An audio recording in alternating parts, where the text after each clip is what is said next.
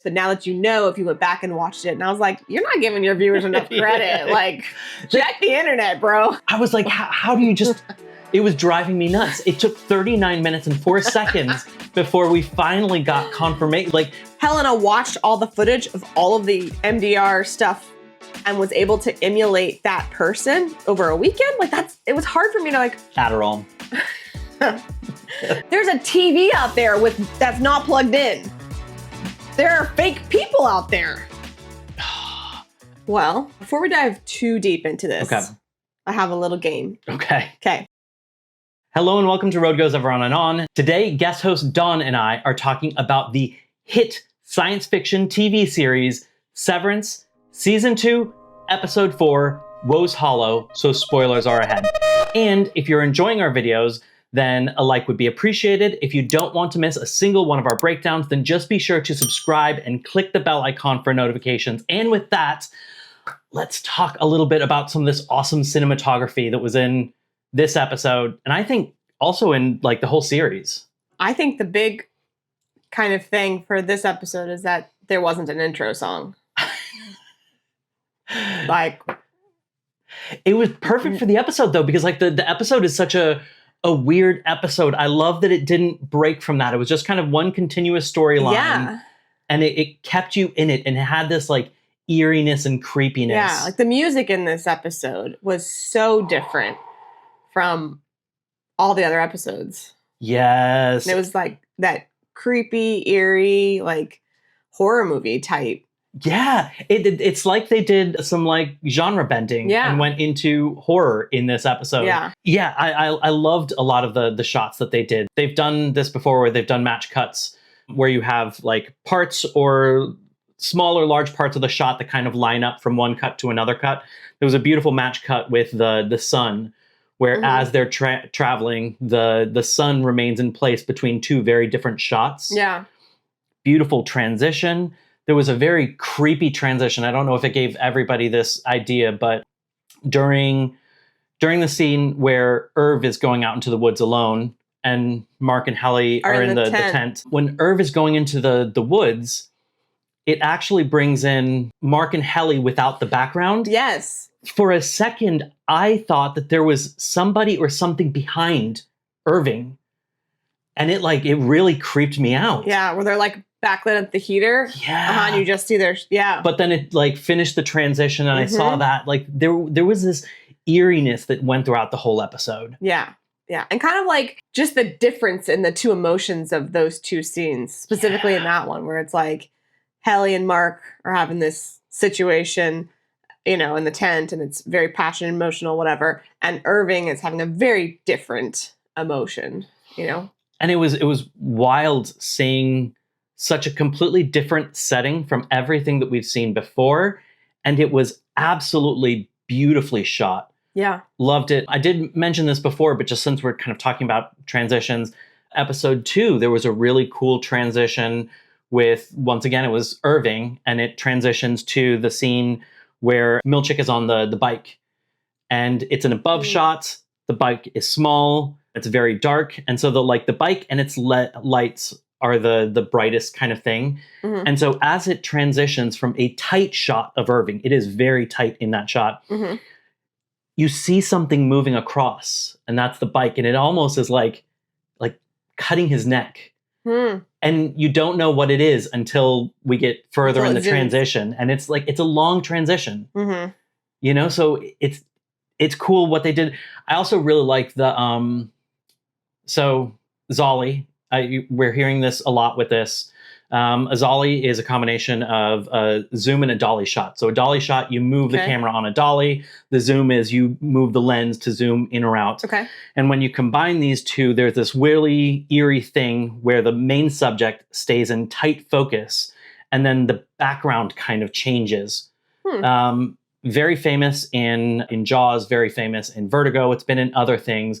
But this is what they do in the elevators to show that they're going in and out. You know, that they're going from like innie to outie. And I thought it was interesting. The Zolly shot we saw in this one was of Irving and the heartbreaking kind of moment. But it was a slow Zolly. Like all of the other Zollies have been a lot faster. Yeah. And they really lingered on that one. Right. So I thought that was kind of an interesting Yeah. cinematic choice. Yeah. I also noticed, I don't know if it's been in the other ones because I haven't really paid attention or noticed it as much or watched the episode as many times in preparing for this podcast, but they also do what seems like a little bit of handheld camera where it's like shaking. Yes. Specifically, I noticed it like when they're going into the cave before they find the fourth appendix. And so like the camera's already in the cave and it's looking out at the little hole as you see them like coming down towards the entrance of the cave. And you can see it kind of like shaking and, you know, it's like a person's waiting in the cave watching. Right. Kind of like to see if they're coming or if they're not. And then again, towards the end, when the whole scene happens at the end and the tensions are really high, you know, and I'm sure like people are like shaking and hearts are pounding and the camera is just kind of wavering as it, you know, pans around. And I think that gives more of that first person. Yes. Like immersion. It makes it feel like you are there, you know, versus like this very dispassionate camera that doesn't move or like moves perfectly. It feels like a person there watching it and you're that person that's witnessing this. Yeah. Absolutely loved it. I also really liked the choice of like the two outfits, the like black versus white. Because I thought there was like beautiful stark contrast with those two. And I loved, like you mentioned, the whole like lack of a title. But I did like that when they did the actual title, not the title sequence, but the title, it was a beautiful establishing shot. And there were other beautiful establishing shots as well. Like they, you know, they're showing that they're in this frozen environment. And at one point, all of these frozen branches, they look kind of like hands. Creepy. Yes. Oh. Yes, I did. I did think about that. It's just cool how they can like both establish that they're in a very tough environment, but also that it's a very creepy environment. Yeah.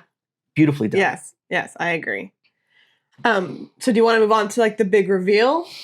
Yes. Which is obviously that it was Helena all along. Yes. I do think that they did a good job of setting this up. And I do still stand by a lot of what we were saying because I think that the showrunners were messing with us a little bit. I think they were keeping things ambiguous. There's a good payoff if you go back and watch it. I thought it was interesting. I agree with all the things you said. But in watching after the episode, Adam Scott is talking about how well, can't think of her name, that plays Helly, did playing a character who's playing a character. Right. And how, you know, she did it so well and nobody wouldn't notice. But now that you know, if you went back and watched it, and I was like, you're not giving your viewers enough credit. Like, check the internet, bro. For me, I think that was the biggest reason why I was on the Helly side was season 1 happened. We saw audience reaction. People poured through it with a fine-tooth comb looking for every tiny detail.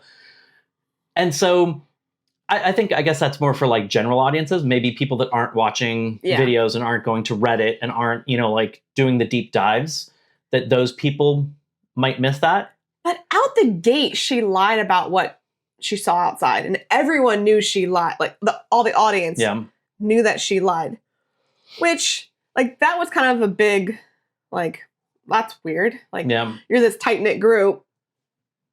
Yes, she probably was, you know, or could have been ashamed or embarrassed of who she was, but that wasn't a secret. Like, you didn't have to, like, comb through footage to find that. So I thought that was a little bit weird. And I was mostly Team Helly. I was a little bit on the fence, but it felt like a Princess Bride kind of moment.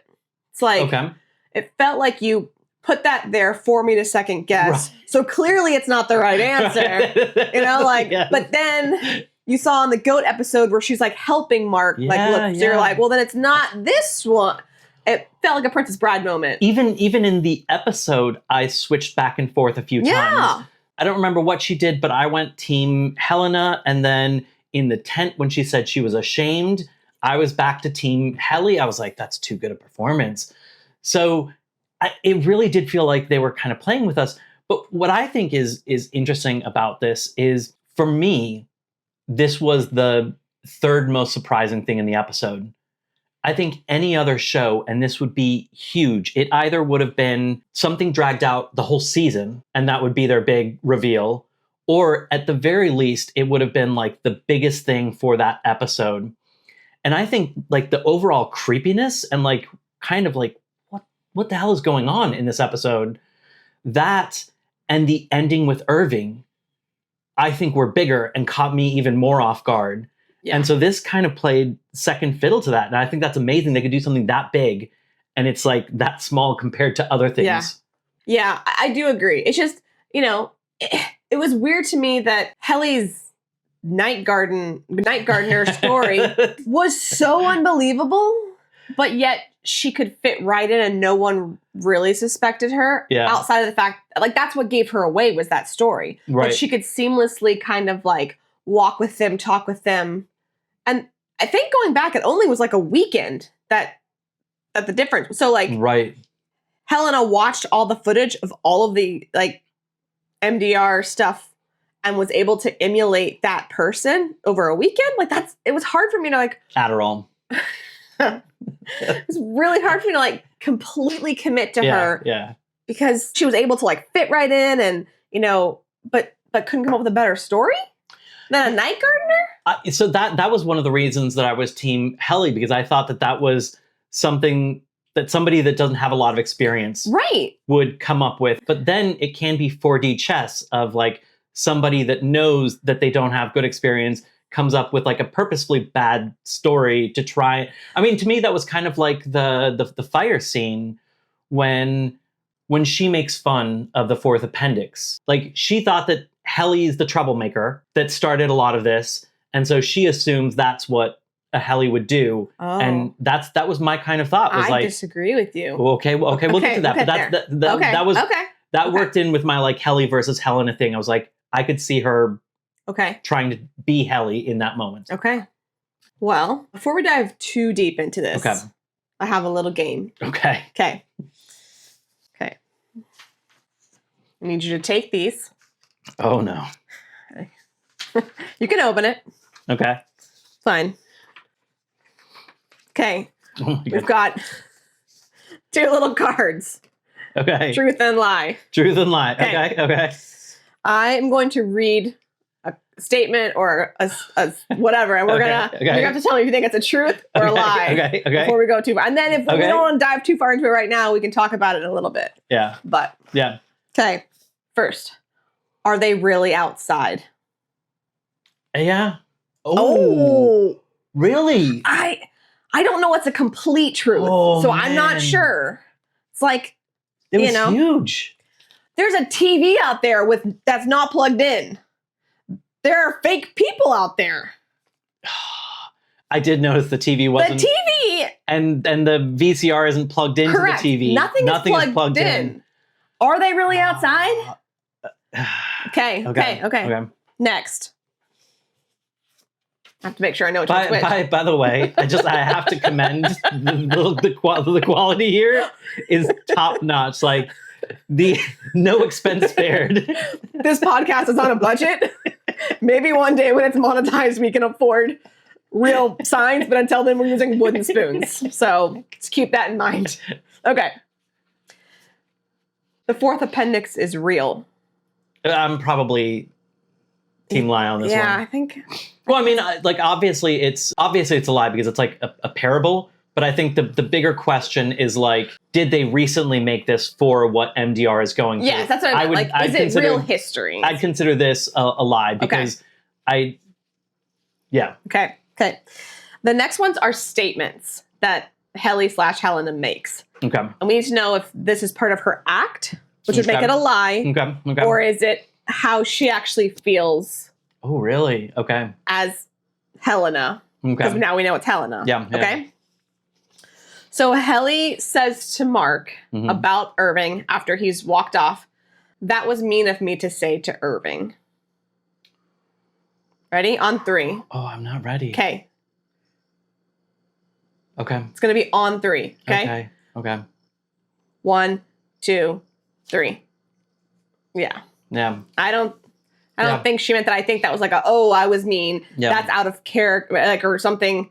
I should backpedal. You know, and like apologize to Mark, who likes me, and maybe he'll forgive me. Okay, the next one. Also, Helly to Mark in the tent scene before it becomes the tent scene. Yeah. Sorry, I'm distracting you from looking for your wife. Oh, it's a lie. Yeah. Yeah. Okay. I think she's on purpose distracting. But what's the benefit? That doesn't get Cold Harbor done. Okay, we can get there. But maybe it does. Does it? We'll get there. We'll get there. Still in the tent, but later. Okay. I didn't like who I was on the outside. I was ashamed. Ooh. Okay. Ready? On 3. Okay. 1, 2, 3. You can't put both up. What if it's like, what if there's a kernel of truth, but it's mainly a lie? Well, then what? I didn't have a maybe. Like the truth is bent. Yeah. I think the truth. I think there's truth.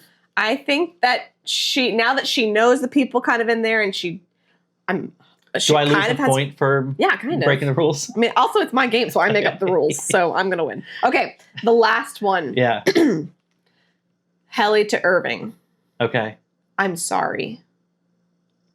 Right at the end, it's the last thing she says to him before he grabs her and drags her to the water. Okay. Okay, ready? Yeah. 1, 2, 3.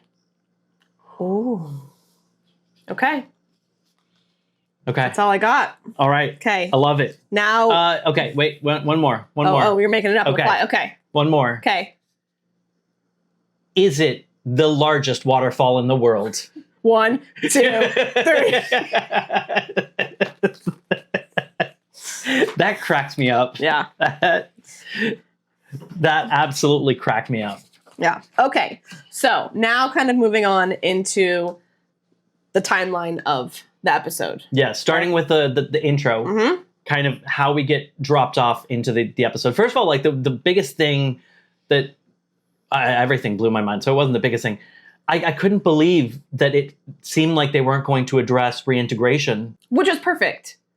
It was I was like, how do you just, it was driving me nuts. It took 39 minutes and 4 seconds before we finally got confirmation, which that made me wonder, is this a simulation? Is this a different timeline? Is it real? Are they really outside? Is it like a different timeline? Like, is this further in the past or the future? I don't know. I was just struggling with how do we not address that? And then, but at the same time, it was hard to hold on to that thought because the episode was so weird. Yeah. That it was just I was glued. Yeah. To it. Yeah. I want to know how they got the outies to go there. Right. Right? Hey, we're going to take a little treat. I need you to stand on this frozen lake, and then we're going to wake you up. Well, that's questionable. Yeah. Allegedly, Helly's starting on a cliff. Who knows where Dylan started? He came out of the woodwork. Mark said he started on the ice, and then he got to the top. So how long was he out there by himself? Right. So they had to get there and get an outfit. Get there, get an outfit. And how far away are they from civilization?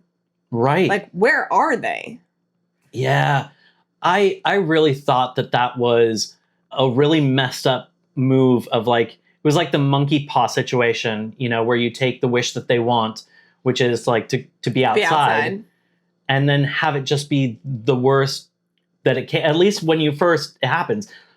They were in an elevator a moment ago, and every time they go into the elevator, then they're still in the elevator, but they're a little bit more refreshed because they got sleep. Maybe not Irving because he doesn't get sleep, but Yeah.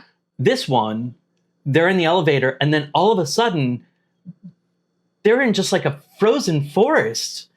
There's nobody there. The TV thing doesn't happen for a moment.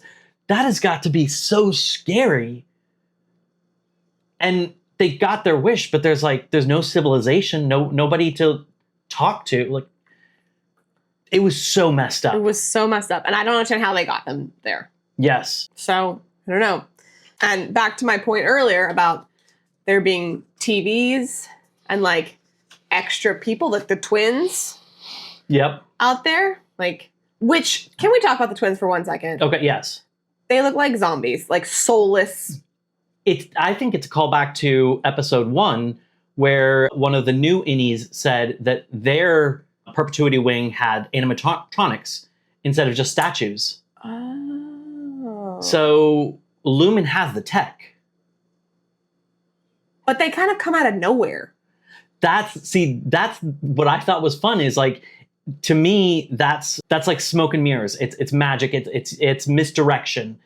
So when they're looking at the TV, I don't know how the TV got there, but when they're looking at the TV, their back is to where the Mark twin is going to be. Okay. And so at that point, their attention is fixed. That's when you do the magic trick, And so they move it out. And so I thought that was potentially masterfully planned if it was done using that like use of holding attention. But there's no footprints to like. I couldn't tell that. That's. I think you could. I don't know. I couldn't tell that from watching it, but well, I don't know. That's why I'm not convinced that they're outside. I'm not convinced that this is a real outside. I don't know what it is, but I don't know if it's really truly outside. I love the fact that this show is doing a more messed up version of what it did during season 1, where season 1 would show something that you could tell was weird. There's something weird with it and you didn't understand it. But by the end of the episode, you would get the other side of it. And it's like, oh, that's why that was weird. So, so like when Helly's on the table and she hears the voice and it's talking in a weird way. Yes. When we see that he has a script and he doesn't know which page to get to, that's why there's awkward pauses. This season, episode 1 gave us a bunch of questions of what was going on that weren't resolved until episode 2. Right. Like this one is doing the same kind of thing and it's not giving us any of the answers. Yeah. Just raising, it felt like it was just ignoring everything that was brought up. Yep. And just bringing up whole new questions. Yep. The DVD you mentioned, or VCR, whatever. Yeah. So, to a certain extent, it points out that the tech is not as old as it looks like it is, because it doesn't have, cords connecting anything, power cord, or like to connect the one thing to the other thing. But the TV is the old school TVs they rolled into your classroom. But it looks like for it some is. Of us. That they rolled into your classroom for movie day, It's not a flat screen TV. Right. But we also know that, like, even though all this stuff looks old, we know that it's not necessarily old, or possibly not. Like the keyboards, somebody else has pointed out that they don't have control and escape buttons. So those are custom keyboards. So even though they look like they were salvaged from, the 80s, 90s, whenever, they're potentially brand new, like it's purposefully built that way. So that could be something to mess with them. But also, so the weird video that had like the cuts in it, this is wild theory. Okay. Which, considering how well I've done with my theories, take this one with a grain of salt. Wild theory. It kind of felt patched together. Yes. Which made me wonder whether or not somebody that's like watching and controlling could choose the next section. Mm-hmm. That it's not actually running from a VCR, DVD. There's like a series of things, and they can patch in when somebody asks about who's Dieter. Who's Dieter? Yeah. Oh, some of you may. Yeah. They can switch to that. Okay. So. Okay. That was a wild theory with that. Okay. Another thing about the DVD, the song. Did you recognize it? When they have to start the video. Mm-mm. It is what Miss Cobell sang when they had acted out. And it reminded me the first time, but it definitely, hearing it the second time, kind of reminds me of like a hymn. Okay. It has that kind of like old churchy music. Choral, yeah. Yes, yes. Yeah, old choral church music. I thought that was a nice little Easter egg. Interesting. Okay. So moving on from the intro, they start their little journey. Okay. To Scissors Cove? Scissors Cave, I think. To Scissors Cave. So this is like walking in Kier's footsteps. Yes. I thought Appendix 4 was an interesting kind of addition. To me, it felt like a parable. Mm-hmm. And also one potentially for children, which... It was an adult themed. Yeah, but do you not remember how messed up Grimm's stories are? Well, not like the adaptations, which have made them better, but like the actual... I think the Brothers Grimm, I think that's the one that like, they're messed up stories. Okay. So it kind of reminds me of that. And when you think about it, the innies are relatively young Like children. in their life. They, on the like official podcast, they mentioned something about like, if season 1, if they were children, now we're getting into like adolescence. Yes. You know, which I think we possibly saw some adolescence. Right. But, I mean, they've been innies for years, you know? So, like, what's triggering now? Helly hasn't been an innie that but long. Mark has. Yes. And Irv longer than that. Yes. Also, when they're walking, Irving is reading the book, and you hear Kier also reading the passage along with Irving. Mm-hmm. It reminded me very much of, in the episode The UUR, there's a scene with Irving and Bert. Mm-hmm. And Irving is confused, but conflicted by something because he feels like he's going against the handbook. And Bert says, you know, I'm more of a first edition guy. And then he quotes, and he says, "The original word of Kier, and I shall whisper to ye dutifully through the ages, in your noblest thoughts and epiphanies shall be my voice. You are my mouth, and through ye I whisper on when I am 10 centuries demised." And to a certain extent, and it did kind of feel like somehow Kier moves through, like in them reading his words, it's hard to express, but it just reminds me of that passage. Okay. And then the last kind of thing I thought that was interesting about this period of time, I think that's when they brought up that Dieter wanted to be a pauper in the woods. And that to me felt like the exact opposite of what it feels like Kier is trying to do. You know, like Dieter just wants to be this poor person, right? You know, potentially living a simple life in the woods versus, I mean, we don't actually know what Kier wants, but it seems very grand. Yes. It definitely doesn't seem like something a pauper's life. Right. And I did notice right before they pick up the 4th index. Mm-hmm. Helly is the one who leads the way into that cave. Yes. And you see that she sees it, she stops, the others come around her. And the shot is like, there's the book. You see her, and you don't see the others, but you can, like, you're with the others, like camera angle. And you can see she looks at each of them to see. And to me, it's like, are they buying this? Like, yeah. Like, how did everyone good with this? It's wild the work that she had to do, especially in this episode where everybody's in such an unfamiliar situation to have to try to emulate that. Right. Okay.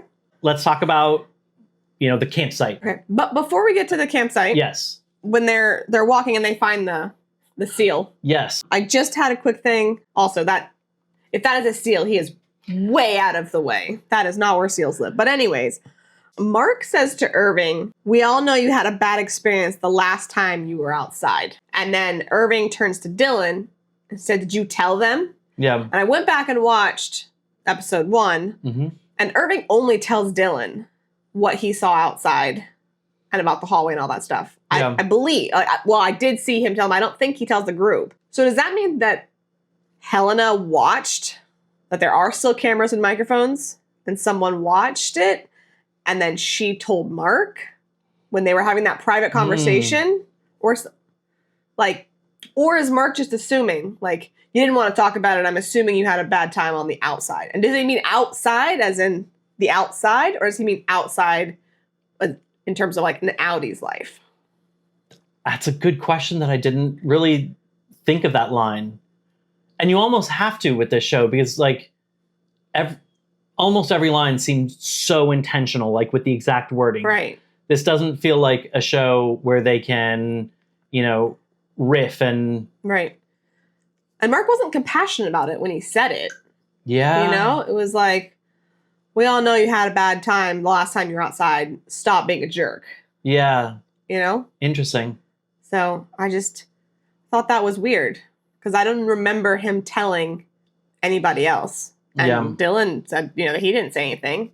So how does Mark know what happened on the outside? Yeah. Just a thought. It's an interesting thought. Okay.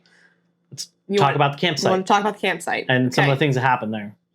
It's this Ortbo. I'm never taking a work retreat. Nope. I thought it was so weird that it's called. I mean, obviously, it's absurd that it's called an orc bow. It's just kind of a weird name. Right. But also the fact that the last word is occurrence. Right. You know, which is an incident or an event. That's just such a peculiar, like it's a retreat, right? Right. That's what I would call it. That's what they're pretending Right. it is. But it very clearly is. I think it might be like an incident or an occurrence. It reminds me of kind of like the parties, right? Like their events, you know? There's a dance event. You know, I can't actually think of what they're called right now, but they feel like events. And so this was like an event. Yes. A 2-day event. And it's interesting that they are trying to dress it up as so much more than it is. You know, Milchick says copious luxury meats, which they probably had like 2 things, you know? It was... I mean, they don't know different. That's the whole point. They have no clue. Right. Have a hot dog. So, you don't know. So they can tell them that this is luxury meat. They can tell them this is the largest, you know, waterfall. You can tell these Ennies anything because they don't know different. And it blows their minds. Yes. And they don't know other. So I thought that was definitely messed up.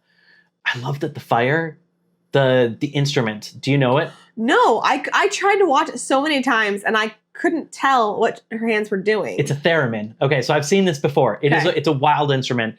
It's an electric instrument, and it has to be electric because it uses an electric current. You don't touch the instrument. It's the proximity of your hands. So the left hand is volume. So there's a piece that comes out sideways, parallel to the earth. And your proximity to that changes the volume. And then the right hand, there's an antenna that comes up, and your proximity to that changes the pitch. So with these 2 things, you're able to make... What? This is fake news.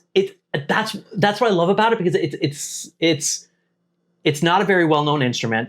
And so I think a lot of people could assume that this is another thing that Lumen created. That's what I assumed. And the sound of it like matches that creepy. It was perfect. I loved its addition. It sounds like an instrument that takes a lot of skill. Yes. Well, there's nothing physical to give you any feed. So it's all based off of the ear. Yeah. You know, it's weird. Yes. Huh. Did not know. Yeah. That is, I don't know why you know. I'm a weird person that searches all sorts of interesting stuff on the internet. So the theremin is... YouTube showed me stuff. Whoa. Okay. I did want to point out, I believe it's at the campground, but it could have been in the earlier one, and sorry if it's in the wrong place, but they talked about an ether mill. Yes. Which I looked up. Yeah. Did you look it up too? No, but we saw art of, I think when Kier met his bride was at the ether mill. So I looked it up, and this just could be nothing, but it was a historic building, specifically a former roller mill, located in a small community called Ether, North Carolina. I assume that would be like the way back origin, maybe? Yeah, maybe, but maybe they're in North Carolina? I don't know. The thing is, I don't know if we will ever get a location, because Ben Stiller has said that this is like an alternate universe, basically. Oh, I didn't know that. Which is why some of the things can be different and fit this kind of aesthetic. So it's very possible that Kier is a real place in a fake world. Okay. Versus trying to be, a fake place in our real world. Does that change the rules of everything, though? Like maybe they have TVs that don't have to be plugged in. Potentially. That honestly can. Everything. It legitimately could mess with everything. Okay. Well. You're like, half my theories. Yeah, there goes my notes. Forget it. This whole show is done. Okay, well, moving on. When Helly goes into Irving's tent and brings him the snow seal. Yes.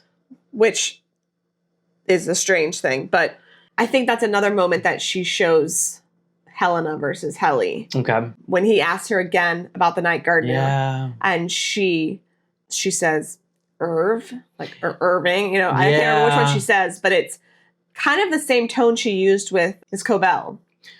You know? Yeah. It's like, And Yes. you first you see her and it cuts back to her and her eyebrows are up and then she like lowers them. Yes. It's more of like asserting her authority Yes. versus like saying you're crossing a line. Right.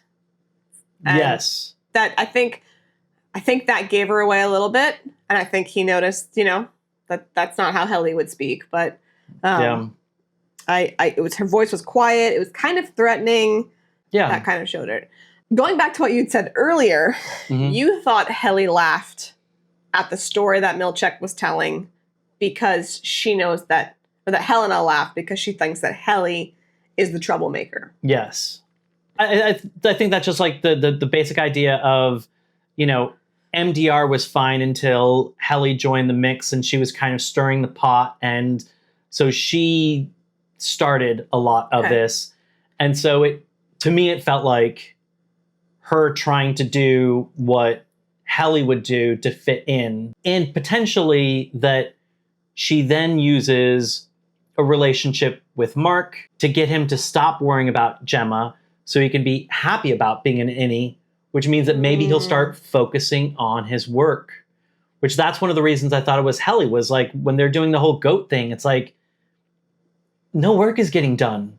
Right. How are you, Helena, disrupting things? But if that's a bigger part of going back to Cobell's quote about, how do you make people feel like they're free? Right. Or whatever the quote was, that could have been part of it to get them to trust her and then get him to love her. So he's like, you know what? I'm cool with this life. Yeah. Interesting. That's my thought. I had a very different take on it. Yeah. I thought that she was laughing at how ridiculous the story was. And she was like, I cannot believe these people believe this. Because it's possibly fake? Yeah. Like, if she knows it's fake. Yeah. And she's like, there's no way these people are going to believe this story. This is ridiculous. Not realizing kind of how simple the Inniates are, like with the Rickon book. Like, how much they took that book to heart. And that just, like, shaped them. That she was just like, you guys get what this is about, right? Like, this is ridiculous, I don't know. What's the benefit of her really being so disruptive in a moment when everyone else kind of was like taking it in, Yeah. And she didn't like wait for somebody else to say something and then like play off of that. Like she was smirking while he was reading it. I kind of felt like it was one, she's purposefully playing the Helly thing to get Mark on her side, but also to sow some division between them, because she does know that like Irving is a very proper person if she's watched the footage back, right? And that would be something. You get Mark on your side, you cause this tension, and Mark sides with you instead of Irving. That's true. Okay, well we had very unfortunately it didn't work out for her, possibly right, because it really pushed him into maybe the dream space helped him. It seems like. Right. Seems like things are able to get through his dreams, maybe. Yes. Okay. Those marshmallows, by the way. I love toasted marshmallows. But those were some dope looking marshmallows. Right? Those weren't like the regular jet those were puff. Like they were big honking marshmallows. Yeah. I love I don't actually want a stamp of Kier on there, but I thought it was cool that they have like the burned in stamp of Kier. Which was a cool shot watching it burn. Yes. That was actually a pretty cool shot. That was one of the few like actual luxury things. The tents were nice too. Yeah. Yeah. So some of what they were but still, if you consider that against like actual glamping, I think that things are even more luxurious than that. But they can still make the innies think like, whoa. Well, they don't know different. They don't know different. This is the nicest thing I've ever seen in my life. Right. This must be the best. This must be the best. So let's talk about the quote that made Irving leave. Okay. Yeah. Helly says, we all know Irving's upset because he can't ever see Bert again, and he's really lonely. Like, Irving calls that cruel. Yes. I also think it was kind of a double meaning. Like, yes, she was jabbing at him, but also, I think she's lonely on the outside. I think she is. I think she's lonely, and I think she understands to a point, maybe how Irving feels, and that's why she knew how much it would hurt. Yeah. Because, I don't know, is the passion between Mark and Helena real on Helena's side? Like, I think it is for Mark. Right. But what about for Helena? Like, yeah, I do wonder about that, like whether or not she's trying to try that on to see if it fits, to get that in her life, or if it was completely a ploy, or like where is it? And it's because we did watch her watch that kiss twice. Yes. In a previous episode. Yes. And after they've had sex, she unpromptedly brings up that she was ashamed of who she was on the outside and that she didn't like who she was. He didn't ask anything else about it. And she brought that up. Mark and I did kind of talk about this idea of what if living Helly's life or something along those lines actually has a positive impact on Helena, and she starts having an arc herself, like a positive arc. Yes. So I do think that she might be getting a different perspective, and that could be, I don't think she's there yet. Yeah. But I do think that is starting to change some things. Yes, I do agree. I kind of do think her feelings are real. Like, I do think that she was lonely. She lived for the Lumen name. And I think what she said, what she saw on the outside was her real life. She was sitting lonely in an apartment, in t-shirts, watching TV. Like, I think that's maybe her day. Obviously, we know that she wasn't there that night, but that might be what her home life looks like. Right. Right. She doesn't, we think Natalie is kind of her friend, but it's also how, it's hard to be friends with people who are your. I don't necessarily think that. I think I wouldn't be surprised if like the Egans are so high up on a perch that everybody is some kind of employee relationship. Well, that's what and I'm maybe saying. Maybe she does have some trust in Natalie, but also it would take one mistake and she would throw Natalie aside. Yes, and that's where it's like hard to be friends with your superiors at work to a point, because there is this line. Yes. Especially in Egan. Not even just your boss, but like the Egans. So because for them, it's all, whatever the plan is, it's all about the plan. And so, like a corporation, like if you do anything to damage that, you're out. Tie is cut. Know, it's not like blood is thicker than, it's like you're out. Yeah. Also, Wild Theory. Once again, look at my track record. So grain of salt. Wild Theory. Is it possible that Helena, seeing him have a weird reaction out of nowhere, almost like a mental fit, that she at some point puts 2 and 2 together? I had that as a note for me. Like, is she going to tell? Right. Is she going to? Well, does she realize that that's reintegration? Well, is she going to say like something happened? Like he didn't recognize me for a second, or he saw something else. Yes. Is she going to say something to someone? Because that was a very interesting choice to have it be in a very intimate moment where somebody's face is right in front of you for them to witness it. And of course, it's like the baddie. Right. Who witnesses it. Right. Yes. So I wonder about that. And I'm also interested to see the fallout of this. Now that Helena's been with Mark and maybe has feelings for him, now she can never have any Mark back. Right. So it's a lot of tangled webs there. Yes. Let's talk about the Irving's journey and kind of the dream sequence. Yes. First of all, it's interesting that the entire episode up to this point is one continuous storyline. Yes. It doesn't split with multiple characters. It doesn't skip to the next day. Right. And with this minor split, with the exception of that, it basically is one storyline. Yes. The whole time. And it comes back together. I love that choice. I thought it was a really interesting storyline. But speaking of his journey and his portion, what did you think? Well, I am wondering if maybe Irving is also going through reintegration. We know that Regave said that she had gotten better since Petey. Mm-hmm. I mean, how did she get better if she didn't like study it and try it? We saw in season 1, the like black paint seeped through. Yep. And now his dreams are becoming fluid between each other. So I wonder if anything reintegration wise is happening with Irving and with his outie, essentially. I did hypothesize about something similar, whether or not he like started reintegration, didn't finish it, and that's why some things are seeping through, because that started last season. Right. The ink or the paint seeping through. But that also could have to do with his lack of sleep, and part of why you're not supposed to sleep at work is that maybe things can come through. And maybe that's why he was getting punished. Maybe. For that. But then because his outie gets so little sleep, to finally have like a deep sleep, that might have been what got him into this like solid dream state where he could. That's a good point. And I love that we got a jump scare during this dream sequence. With Woe? Yes. Like being right there? Yes. It was because once again, like this episode is kind of genre bending compared to the other stuff. Like, yeah. And so we got a true horror moment in a horror episode of Severance. Yeah. And it was great. So I was looking, did you focus on the file that Irving was working on?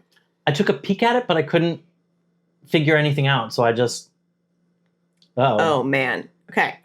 This is a theory. Okay. I recognized the title and I couldn't think of where I recognized the title from. So I did Google search the title. Okay. Because I did know I knew Montauk. Okay. And I couldn't think of from where. And it says Montauk, 3% complete. So I did cheat a little bit, but not really. I recognized the name. Give me some credit for this. But that is the name of the town from Eternal Sunshine of a Spotless Mind. That's the town that the people that Joel and Clementine meet at. Really? And Ben Stiller did say in an interview before Severance premiered, like the first season, that it had some elements from Eternal Sunshine of a Spotless Mind. But this is a spoiler. So if you haven't seen Eternal Sunshine of a Spotless Mind, please skip this chapter. Thank you. Thanks for coming to my TED Talk. Okay. So in Eternal Sunshine of a Spotless Mind, Joel and Clementine meet on a beach in Montauk, right? Mm-hmm. They're dating. There's a fight. She has her memories erased of him because she's mad and retaliation. He does the same thing. So then the movie kind of goes backwards as he's losing his memories of Clementine, as Joel's losing his memories of Clementine. And the last memory he has of Clementine is her whispering, "Meet me in Montauk." And then later they meet again as memory wiped people in Montauk. But they don't know that they know each other. Yeah. But they have like a pull towards each other. Right. So could that be the story of Irving and Bert, where they go out, they don't know each other. Right. But we know that they've had an interaction already. Yeah. Right. And we do know that potentially Bert knows, we don't know what Irving said to Bert while he was out, or if he said anything. Right. But we did see Bert come up, like drive to his house when he was making that phone call to somebody. So I just thought that was an interesting throw to Eternal Sunshine of a Spotless Mind. Yeah. That maybe that is foreshadowing. Right. And that like it's good to know that that's adjacent, or like that's the realm that we're in. Yeah. I like that. Yeah. I also was doing a lot of pausing on the screens, on his computer screen. Okay. So it starts with like the normal screen, right? A bunch of numbers, whatever. And they, the boxes across the top. And then it kind of starts getting crazy. Mm-hmm. And then the only numbers that are left are 1, 4, 5, and 7. So is there significance to that? I looked up on my phone, because for those of us who are old enough to remember when you had to like text pushing the button 4 times to get to the, like a T was like 1, 2, 3, 4. Okay. So I was looking at like a phone with the letters to see if it spelled something, but 1 is a blank one. So didn't really work out for me. Unless it's 2 words. So it was 1, 4, 5, and 7. 4 is GHI, 7 is PQRS, and 5 is JKL. So I had a hard time trying to put words in there. Yeah.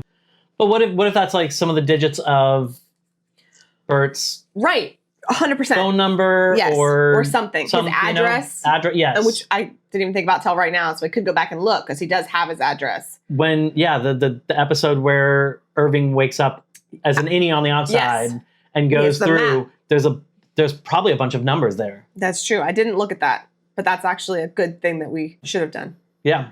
Then they kind of start changing again, and it flashes to Irving's face, and you kind of see the numbers change. You see like almost like a face, it looks like, that appears. Yes. And then it changes again, and I did see it was ENGA, and either a 0 or an O, which did spell, like if you can spell Egan out of that. Right, yes. And then some other numbers. It was maybe a 0 or an O, I couldn't tell. Okay. 7315. So numbers did change. Okay. But is that how he knew who Helly was? Because it said Egan. Information from his Audi, kind of. Yeah.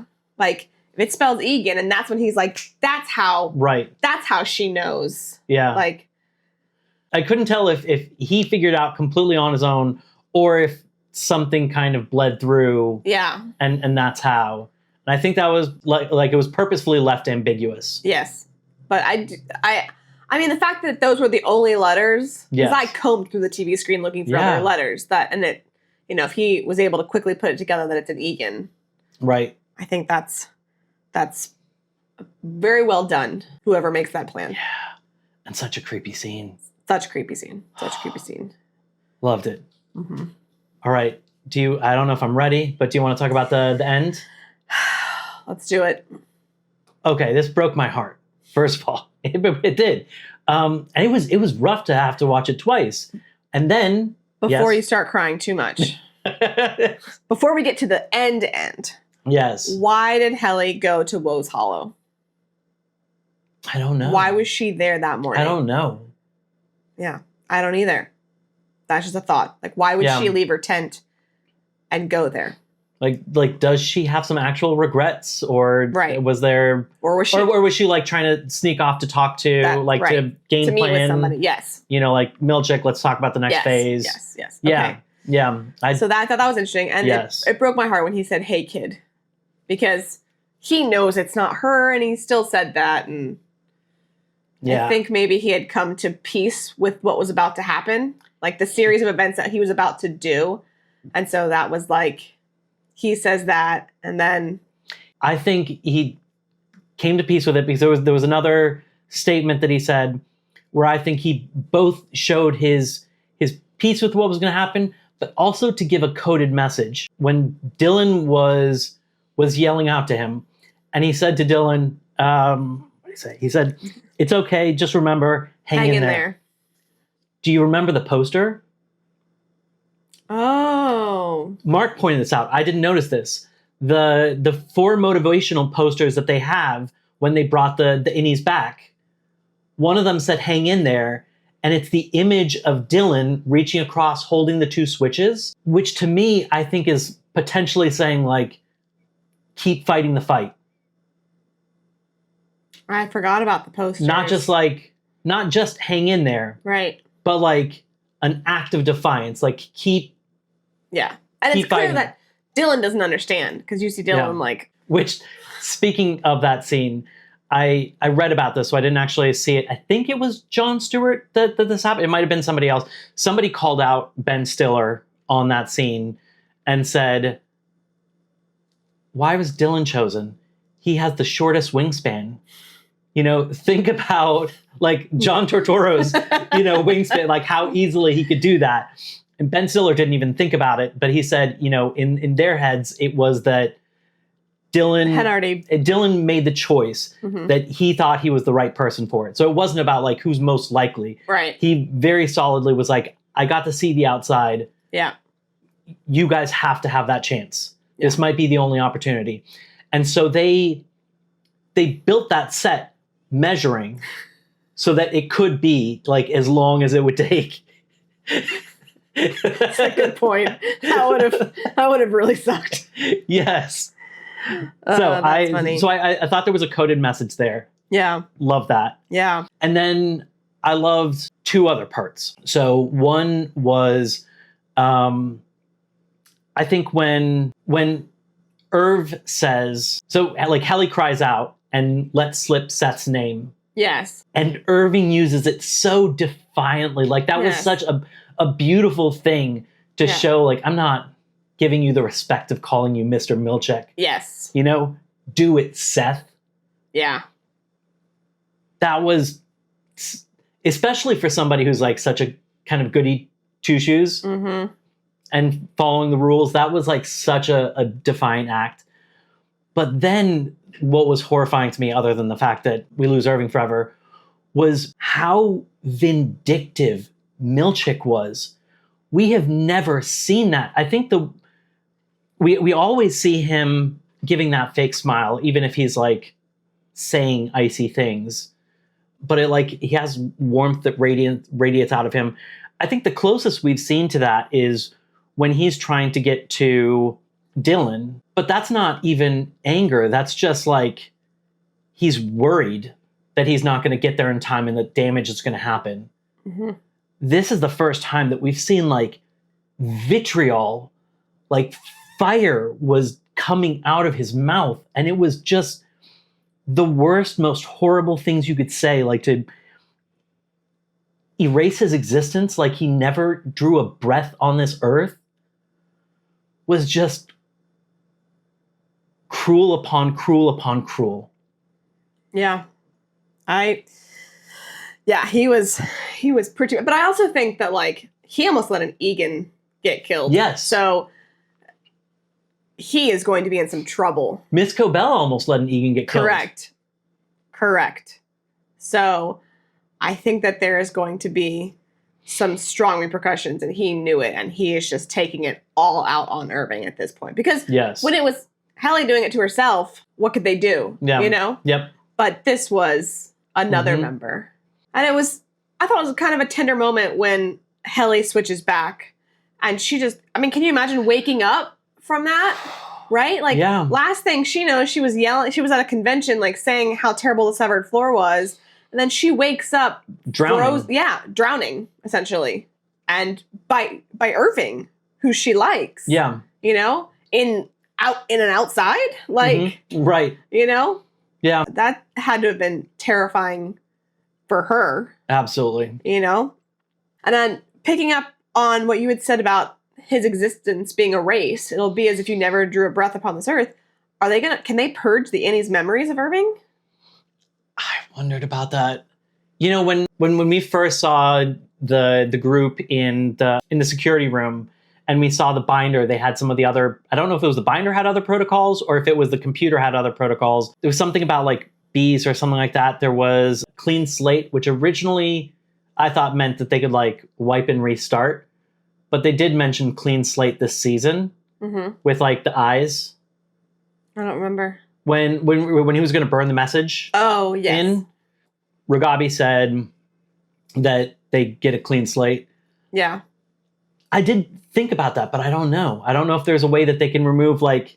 That's they have to like map the brain and like just delete and replace, because they got to put something else in there. Otherwise, none of the memories make sense, because they're always together. That's weird if that's replaced. Because they're always together when they're at work. So how do you do that? I don't know. I mean, it could... And it's not just MDR that knows Irving. Right. OND knows Irving. Like, there's a lot of people they'd have to do this to. I don't know. I can't wait to see. We heard the very last sound we heard was that, like, switching. Isn't Irving still going to be in the forest with them? Yes. Well, you assume. Right. Well, if they're in a forest, but it's not like he's going to vanish. So the innies will see his outie will see his innies, and his outie has some... He's looking the other way because Milchick told him to go in the forest. Yeah, but he's going to wake up not knowing that. Yes. So he's going to wake up, potentially spin around because he doesn't know where he is. Maybe, yeah. See the whole scene. Yeah. And then what happens? Yeah. I don't know. Also, so, you know, the Helly Helena thing is revealed in this kind of scene. Yes. This very much reminded me of what Mark said about reintegration last episode, that it's surprising that this is happening so soon. Yes. Which means, like, they have such wild things up their sleeves that the two biggest things that we would have thought needed time to deal with, they've already hit that, and they have bigger things. Yeah. I love that. Like, Dan Erickson must have such a wild mind to be able to come up with this stuff. Because what comes after this? I don't know, but it's going to be good. It's going to be good. It's going to be good. But with that, I think our journey has come to an end. Thank you so much for joining us. Make sure to tune in next week when we will talk about Severance Season 2, Episode 5. We'll be about at the halfway point. I'm Sterling. This is Dawn. Thanks.